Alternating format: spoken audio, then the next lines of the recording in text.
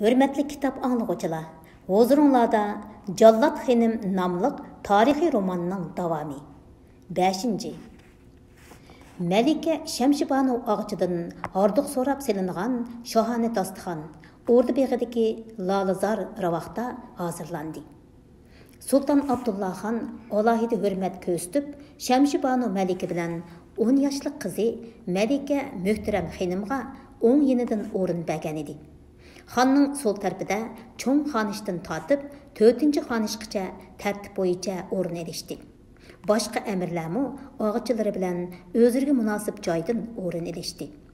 Mehmanlar bilən sahibxana joylashib o'tirib bo'lgandan keyin qo'llarini duoga ko'tarishib, qisqala Fatiha qilishdi-da, qaytadan tinchlik amonlik so'rashdi. Sultan Abdullah Han Şemşibanu Melike'den inisi Said Babaxan Sultanның ahvalini qaytadan so'radi va inisini seg'inganligini bildirdi. Melike Şemşibanu Han Ağçımı xanға eri Said Babaxan Sultanның salımını yetkizdi va avatgan maktubini og'ish kelgan so'g'i salomlarni topshirdi. Bir qator rasmiyat yo'sullar oxirlashgandan keyin dasturxonga sinchoyning o'rnida oltin qashtishi jamlarda muzdek saqlangan sharbatlar keltirildi. Qo'g'in tavuz, o'rik shaptul, aynola qatorliq mevalar tizildi. "Qani, qo'g'inga baqsizlar?" dedi cho'ng xonish yangi og'chiga alohida iltifot ko'rsatib. Astanning qo'g'inlari turpanning qo'g'inlaridek tamlik emas, shundoq bo'lsa-mu ussizlikni bosadi. Astanning qo'g'inlarimi tilni yog'idek shirin ekan, dedi Şemşibanu Ağca qo'liga olgan bir tilim qo'g'iniga unchidek tishlarini nazokat bilan patirib.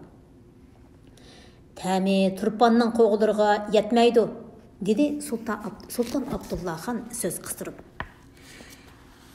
"Kichik vaqtimizda yegan qo'g'inlarning ta'mi hozirgacha og'zimda bor. Hozirgacha unchalik shirin qo'g'in yeb boqmabdiman." Sultan Abdullah Han shundoq degach, turpanda o'tgan balliq davrini ixtiyorsiz esiga oldi. Shu zamonlarda turpan qumullarning xonlik taxtida o'tirgan dadisi Abdurahim Xonni ko'z oldiga keltirdi. Bu yerga mundaq izohat berilibdi. Abdurahim Xon Sultan Abdurashid Xonning 12-chi o'g'li. Tarixiy manbalarda Abdurahim Xonni boshqa xonzodalar va bir qism o'rda amirlarining sahroliq xotinning balasi deb ko'zga ilmaydiganligi qayd qilingan. Mushning qarab bir qism tarixchilar uni Sultan Abdurashid Xonning sahroliq xonishi Amanniso xondan tug'ilgan o'g'li deyishidi. Jannat makon padarimiz Abdurahim Xon hazratlari qo'g'iniga ajoyib omroq edi. Uning qishmu yoz qo'g'in yeginla ko'ratdim. Şul sebeptimmi Qumul Turpan diyarının dehqonlarining qo'g'in parvish qilishga bo'lakchi ipi bor. Yaratgan egam padarimizga jannatdimi, ashu jannat ne'matlarini tetishga nisb qilg'ay ilohim. Mehmon bilan ko'rishib, Sultan Abdullah Xonning atdiganki ko'ngil g'ashligi xilila ko'tarilib ketgan edi. Shunlashqa u dasturxonda bo'lakchi ichilib o'tirdi. Sorun ahliga Qumul turpanda o'tgan balliq haqida bir qism aslimlarini inlari bilan qilgan kulkilik, bangvash qiliqlarini so'zlab berib, sorundagilarni kuldiribdi. Malika Shohbanu Ağçıning qishida xuddi cho'ng kishidek totinmay o'tirgan Malika Möhtərəm Xenimga ko'zi tushgan xonning diqqati bu jiyan qiziga markazlashdi. Uzun tal-tal kirpiklari, to'g'ashdak mangziga soyi tashlab turgan buloqdek ko'z, ilibdek tuz, nochidek nuqsonsiz burun, bir tal gilosini paturib qo'ygandek o'ymoqdek eg'iz va nipizlavlar orasidan marab turgan gurishdek tishlar. Qiz haqiqatanmi donglik rassomning qo'lidan bitgan yigona go'zal suratga o'xshaydi. Safarning horduqidanmi yoki ko'ngli totmadimi, Malika Möhtərəm Xenim hech nima yemagan edi. Sultan Abdullah Han qizdan ishkuyarlik bilan so'radi. "Malikamga qo'g'in tetimidimi? Qandaq? Qo'g'in tetimidimi? Qandaq?"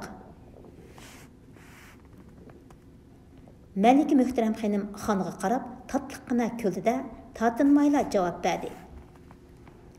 Қоғынғы тегі еғіз тәгімеген тұрсам, тәмінің қондақлықыны нәдім біләй, хан ата?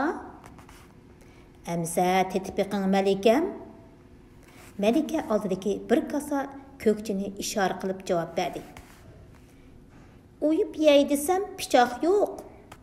Sultan Abdullah Han şu çağda barlıq kası qılınğan qoğunlarga piçaq sancıp qoyulmağanlığını sezdi, qaqaqlab külüp ketdi. Mavi işini körün. Bayamnыңызы Мәликемni немеге turib qaldı eken desem, kası qılınğan qoğunlarni astandı nem bilan yaydigan bo'g'itdiki deb o'ylanib qapti ekan emasmi? Xanның qiziqchilik qilib aytgan so'zlardan hammanglar qaqaqlab kulishib ketdi. Shu arada Bikavulbek mulozimlarni jo'rib, apchilgina qalamturashlarni keltirdi va bir tal qalamturashni Malika Muhtaram xonimga hurmat ehtirom bilan uzatdi. Malika qalamturashga shundoq qarab, yaratmagan holda so'radi. Nimanda kichik baki bu? Cho'ngroq pichoqlar yo'qmi? Misolan, xanjar degandek. Bu Bikavulbek Malikaning bu g'alati savoldan bir necha daqiqa duduqlab turib qoldi-da, birdinla esini yig'ib javob berdi. Malikamga cho'ngroq pichoq lozim bo'lsa, hozirla akeldiray. Bo'ldi. Hajatsiz, dedi Malika Muhtaram xonim Bikavulbekka nazar ko'zini silib qo'ymasdan gapini davomlashtirib. Manga lozimliq pichoq mush yerda bor. Malika Muhtaram xonim shundoq dedi-da, daz o'rnidan turib, o'ziga qiziqib qarab turgan Sultan Abdullah Xonning qishig'i kelib, xon yeniga isvagan har xil dur olmaz, yoqutlardan ko'z qo'yib yasalgan, g'ilobdan chiqib turgan oltin sopliq xanjarga qo'l uzatdi. Bu xanjarni Abdullah Xonga Farg'ona xoni yillik topshirgan ulfatlar qatorida shaxsiy nomidan sovg'a qilgan bo'lib, ajoyib hunar bilan yasalgan bu xanjarni xon to'liq e'tiborlab yendan ayirmaydi. Malika, adabsizlik qilmay, joyingizda o'tiring, dedi Shamshibanu og'ich qizning kapsizligidan xijil bo'lgan holda. Sultan Abdullah Xon bo'lsa, kulimsiragan holda Malika Muhtaram xonimning g'ilobdan xanjarni idishiga yo'l qo'ydi. Malika xanjarni qo'liga olib, zo'qlangan holda bir necha daqiqa qurbatgandan keyin o'rniga qaytib keldi-da, xanjarning uchi bilan qo'g'indan bir tishlam uyib og'ziga soldi. Qo'g'inning ta'mi qandoqroq ekan, Malikam? So'rdi Abdullah Xon Malikani gapga solmoqchi bo'lib. Tatliq ekan, dedi Malika tamkinlik bilan. Qo'g'indan ko'ra munu xanjar texmi tatliq ekan. Xon otam ijozat bersa, bu xanjarni yevassam deyman. Sultan Abdullah Xon Malika Muhtaram xonimning to'limi chechanlik bilan xanjarni o'zidan so'rayotganligini bilib, qizning aqliga va so'z mahoratiga shundoq qoyil bo'ldiki, hech ikkilanmayla eng e'tibor buyumlari qatorida saqlaydigan xanjarini Malikaga sovg'a qilibdi.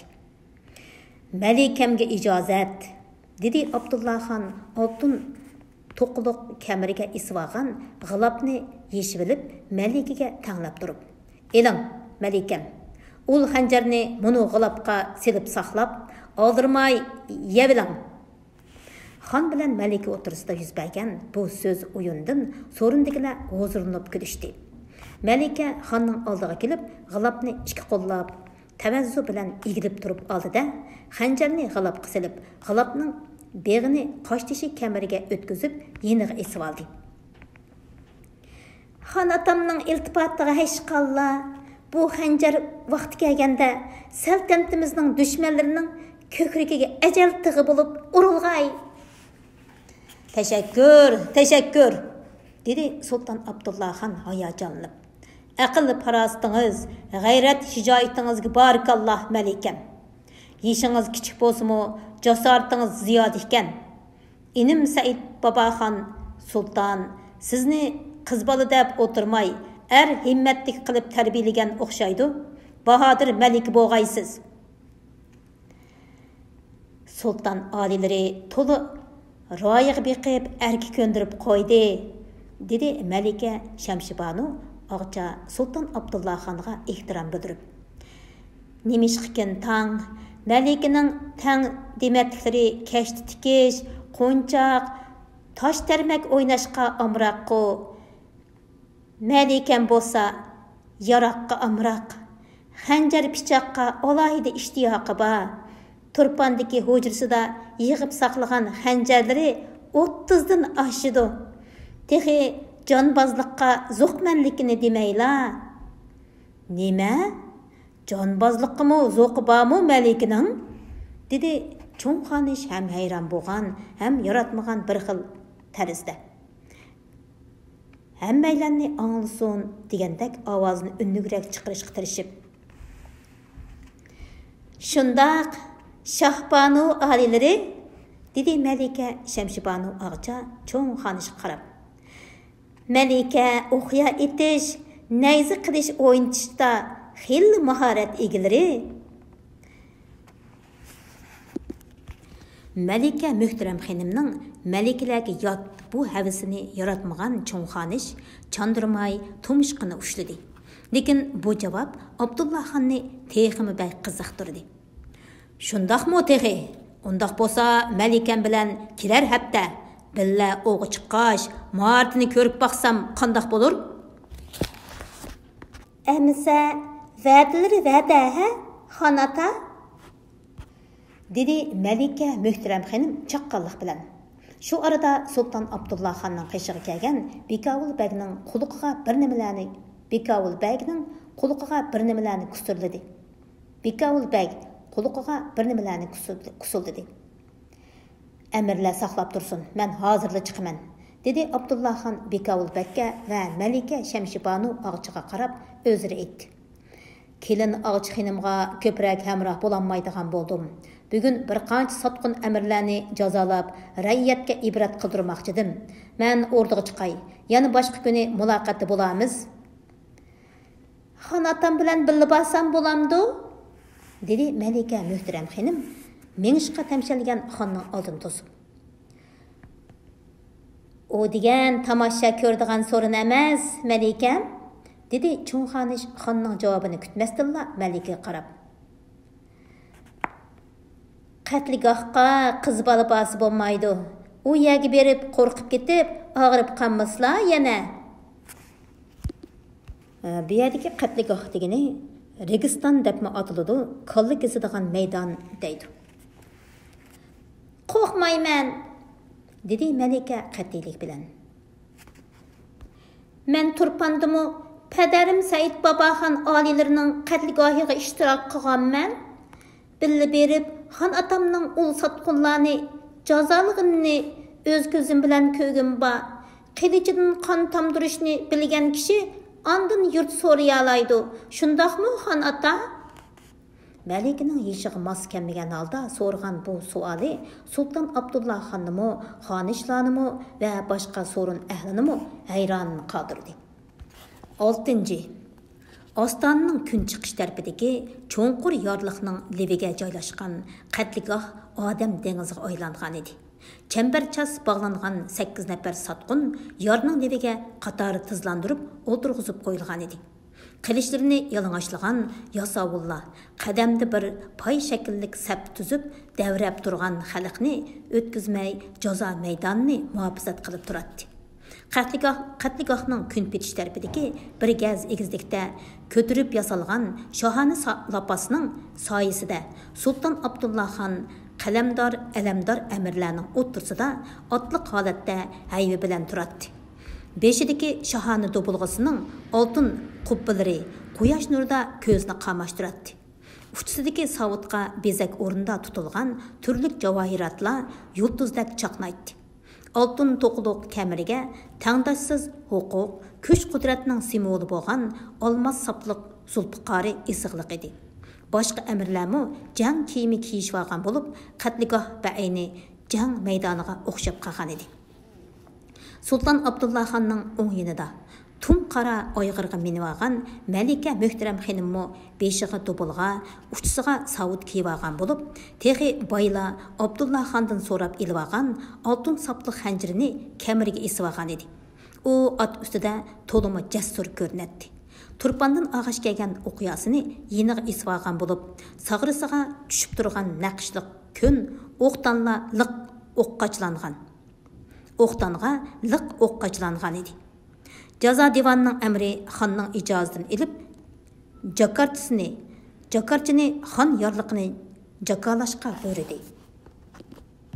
Jakarchi etini devitib, jazo maydonining o'ttirig'i keldida, maxsus xon yorliqi silindigan, nafis ishlangan teri qopchuqdan bir yogam qog'ozni ilib o'qishga tayyorlandi.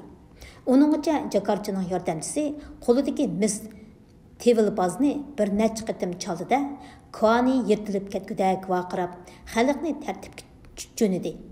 Dengizdek davrab turgan odamlar shu hamon timtasliqqa cho'mdi. Jakarchi gelini ikki qitim qirib, yorliqni o'qishga boshladi. Eyyuhannas! Yorliqqa quloq selinglar, ammohas! Hozir adolati nushirvan, el raiyatga pasiban, ag'yorlari yer bilan yakson davlat panohimiz Sultan Abdullaxon olilarining yorliqi jakarlanadi. Yorliq ostondagi barliq ulug' ushoq, ayol avam raiyatga, boshqa shahar, yurt qishloqlardagi fuqarolarga yetib ma'lum bo'lsinki, uzundan beri o'rdining tuzini yeb, oliy shohona inomlarga erishib, saltantimizda e'tiborlanib kelayotgan 8 amirning xonga osiylik, saltanatga sotqinlik qilish gunohi uchun el raiyat oldida jazolab o'limga buyurildi. Ularning ilgirigi ko'rsatgan to'hfasini nazarga ilib, mol mulki va jadi jamiyati daxl taruzga uchramaydi. Barliq Saidiya fuqarolari bu ishdan qattiq ibrat og'ay. Jakarchi gunohkor amirlarga qanday jazo berilganligi haqidagi farmonni o'qib tugatgandan keyin jallodlar Mir G'azabning boshchiligida hukmni ijro qilishga boshladi. Avval Mirza G'anibek bilan Mirza Najibbekni po'ruqlab qaynayotgan yoqqa bosdi. Ondan Amir Ayubbek bilan Mirza Yomg'irchibekning kollasini bir qilish bilan uzib tashladi. Mirza Halilbek bilan Mirza Sayfullahbek dorga esildi. Eng oxirida Mirza Shohbek bilan Mirza Tavruz divan o'qiya bilan etib o'tirishga buyurildi. O'qiya bilan etib o'tirishga buyurilgan baglar birdan to'rikka o'ri turg'izilib bog'lanadi-da, tanlangan 10 nafar margan 100 qadam yiroqlikdan navbat bo'yicha o'q etib o'tiradi. Marganlar avval Mirza Shohbekning ko'krigini nishonga ilib o'q uzishga boshladi.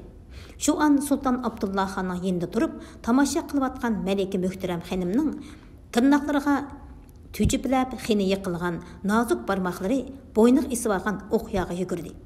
Malika daqiqa ichida ya'ni o'xildida qishidagi Sultan Abdullaxonga murojaat qildi. Xon atam murojaat qilsa, xon atam ijozat qilsa, menmi bir tal o'q etib baqqan bo'lsam?